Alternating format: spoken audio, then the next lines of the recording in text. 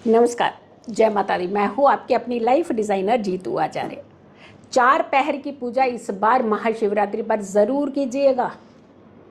ग्रहों के बहुत अच्छे संयोग बन रहे हैं, बड़े बड़े योग बन रहे हैं और ये कुंभ का आखिरी स्नान भी है।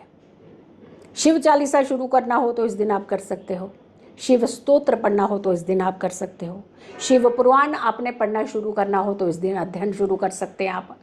यानी जो चाहे आप इस दिन कर सकते हैं। भगवान भोलेनाथ इतने मेहरबान होते हैं, आपकी भक्ति से इतने खुश होते हैं, आपकी सारी मनोकामनाओं को पूर्ण करते हैं। और 4 पहर की पूजा का तो अपना ही एक महत्व होता है।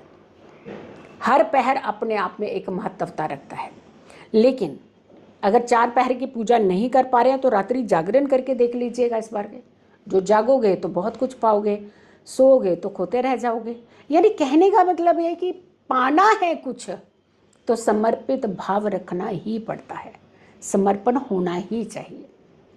पहला पहर कितने बजे होगा और कितने बजे आपको इस पूजा को करना ही करना है। यानी ये पूजा आपके लिए क्या देने वाली है। यहाँ रात्रि से बात करेंगे हम लोग। रात्रि की पूजा से शुरू कर रहे हैं। दिन भर तो आप पूजाएं करिए जितनी भी करनी है, लेकिन हम यहाँ से रात की बात कर रहे हैं कि रात की पूजाएं आपको ज़रूर करनी है इस बार। रात को 12:15 से शुरू कर दीजिएगा। वैसे तो हम कहेंगे कि 12 बजे से ही शुरू कर दीजिएगा और ये पूजा 1:15 तक करिएगा। बैठिए कुछ समय एकाग्र हो करके, अकेले चिंतन करिए, कुछ आप भक्ति में लीन हो जाइए।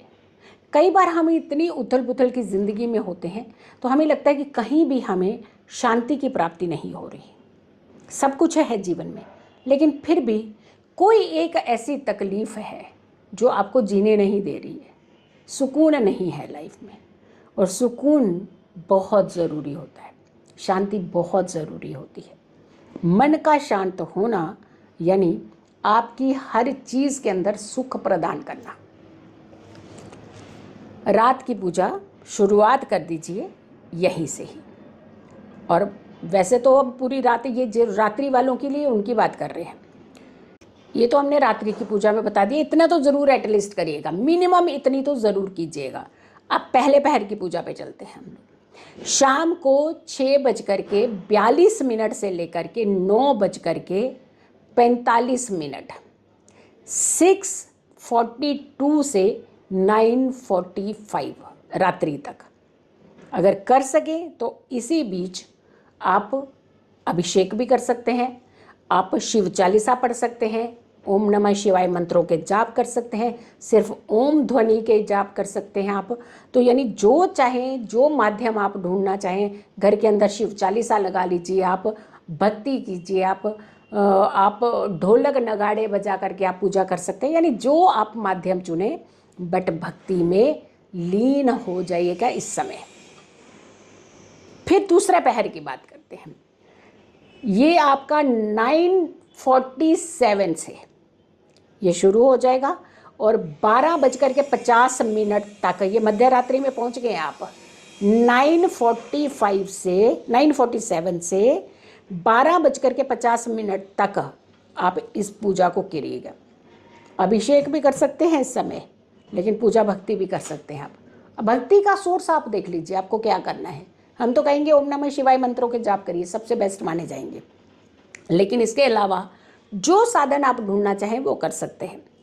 तीसरे पहर की पूजा रात्रि के मध्य रात्रि में 12:51 से 12:51 से शुरू होकर के 3:55 तक ये पूजा भी करिएगा आप। तीसरा पहर बहुत अच्छा रहेगा आपके लिए, करिएगा। ये वैसे भी बड़ा अच्छा जागृत पहर कहते हैं इसे। कहने कुछ पाना होना अगर जीवन के अंदर, ठान लीजिए आप और 3:30 बजे की होरा में आप उठ करके भगवान से मांगना शुरू कर दीजिए, कर लीजिए। आप लीन हो जाइए, उनके साथ कनेक्शन बनाइए आप। देखिए आपकी इच्छा बड़ी जल्दी पूरी हो जाती है। लेकिन ये समय महाशिवरात्रि की रात्रि में, ये समय जो है अभिषेक का भी है, पूजा का भी है, भक्ति का भी है। तो आप इस समय भी भक्ति और पूजा में लीन हो सकते हैं। फिर आते हैं चौथा पहर 3:55 से 6:55 तक सुबह। ये जो पहर है ना, ये कमाल का पहर है। इस पहर को तो आपको मिस ही नहीं करना है। अभिषेक करिए, चाहे जल से करिए, गंगा जल से करिए, आप हल्दी से करिए, आप बेल पत्ते से करिए, आप आक के रस, आकड़े का जिसे हम कहते हैं उसके रस से कीजिए, आप जिससे भी, शहद से कीजिए, जो करना चाहते हैं कीजिए।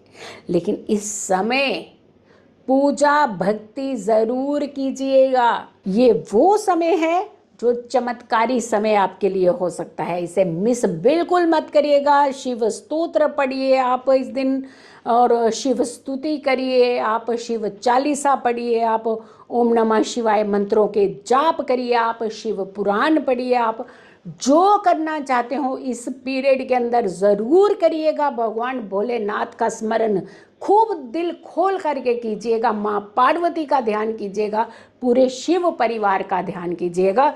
यकीन मानिए, ऐसे विलक्षण योग, ऐसे विलक्षण संयोग जो कहते हैं कि बड़ी किस्मत से ही मिलते हैं, तो ऐसे ही कुछ योग और संयोग बन रहे हैं जहां आप सारी मनोकामनाएं अपनी पूर्ण कर सकते हैं, अपनी एनर्जी को पॉजिटिव कर सकते हैं, अपना संतुलन कर सकते हैं, अपने इर्द गिर्द एक पॉजिटिव ऑरा क्रिएट कर सकते हैं।